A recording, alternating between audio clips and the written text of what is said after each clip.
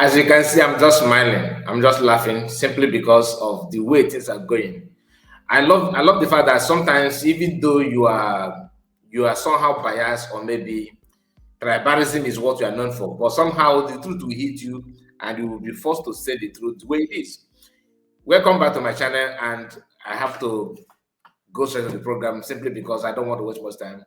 You see, the picture before you now, this picture you are seeing here, yes, the picture at my right hand side here, you can see Soyinka and Seyi Tinubu with his father, Bola Tinubu. So Soyinka says something very, very interesting, unlike him, because ever since obedient, in fact, since after the election, obedient movement and all this and all that, we know what his own part to protect his tribe and to support his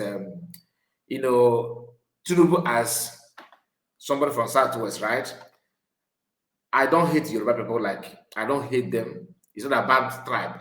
But what I'm trying to say is that sometimes it doesn't matter how educated you are, it doesn't matter how open you appear to be.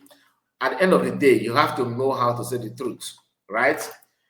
In as much as I disagree with some of his political choices or his comments, I think what he said here is spot on. I mean, Soyinka, what Soyinka said, is somebody that I respected back then when I was in school and all that. He's one of the people that I was like, if you ask me to rate somebody who is sound in terms of academically, I will rate him. All right. But growing up and seeing some of his choice in politics, and seeing that he has this kind of some little touch of, depending on how you want to measure it. Some people will say that it's a bigotry, like he's a very tribal man. I respect your opinion, and I cannot take it away from you because somehow I feel the same. Now, we know how Seyi Tinubu and sometimes a lot of controversial comment and activities that surround him. Like when he sends some people to beat up the national youth president, something like that. The man that made a video sharing his encounter with the M0cked in the prison. That man was tortured by under Seyi Tinubu instruction. A son to the president who never contested for anything. But you can see where they place him and everything. Soyinka shared his own encounter with that. Why reacting to the current event that what is going on in the Republic? He did not, hide any word. He said it the way it is. And here we're going to play that video. Soyinka comment how he blasted Seyi Tinubu, and of course mocked Tinubu is just in a very, very somehow polite way, in a very matured way, because he's a matured man. Soyinka, I think, is above 80 years, if I'm not mistaken. But he's still healthy and he still can use his brain somehow. Now, please make sure you like the video and subscribe to the channel and let us know your own take on the comment section. We must not agree on everything. Like, you have to also let me know what you think, what you think about what I said. Maybe you have different opinion. We are here to learn. Maybe my thoughts on Soyinka and everything going on. Maybe I am wrong. You have every right to put it in order so that I can now see through what you know. So the platform is for everybody. We need to understand that sometimes when we put out something out there, your response and your reaction will also go a long way to help us, because we are not omnipotent, omni knowledge. You understand? Like, we have everything, going the way we want. No, sometimes we can learn from you. Now, let's go to that video. I want you to hear what happened here, how Soyinka, approached the whole issue in a very calm way, and at the end of the day, he managed to pass the message across. And that is what somebody who is learned can do. I'm not here to praise him like that, you understand? But I have to say the truth. What he said here is a very good thing. If they want to learn though, but they don't want. Hear what he said here. Tinubu didn't have to send the Air Force and the military to deal with this particular insurrection, this threat to our own sense of security and equilibrium. No, there are easier ways of doing it. Let me tell you where Tinubu should have looked for forces to quell that insurrection. Right here in Lagos, right here, or in Abuja, perhaps, I don't know. But there was no need to call the military or the Air Force. I'll tell you what happened. On one of my home visits, this about 2 months ago.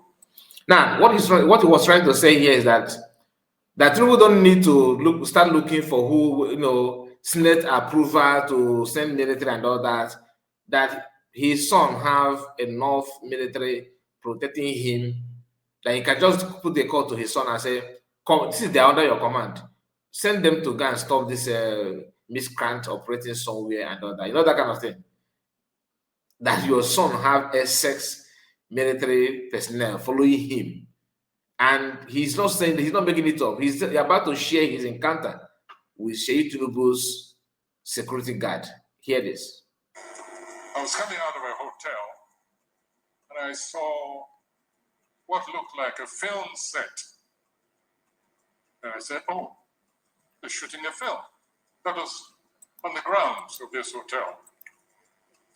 And a young man detached himself from the actors, came over and greeted me, very polite, very nice young man. And I said, are you shooting somebody? I said, I'm just joking. Are you shooting a film? He said, no. And I looked around. There was nearly a whole battalion occupying the grounds of that hotel, in Ikoyi, right here. So I got back in my car and I asked the driver who that young man was.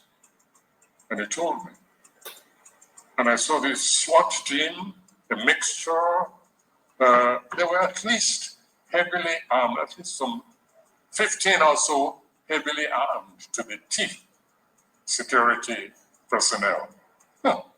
Looked sufficient to take over a small country, neighboring city like Benin.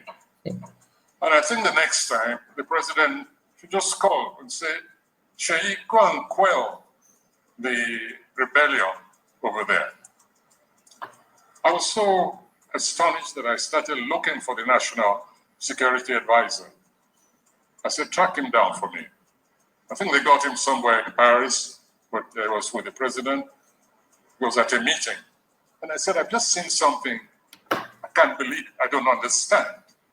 And I described the scene to him.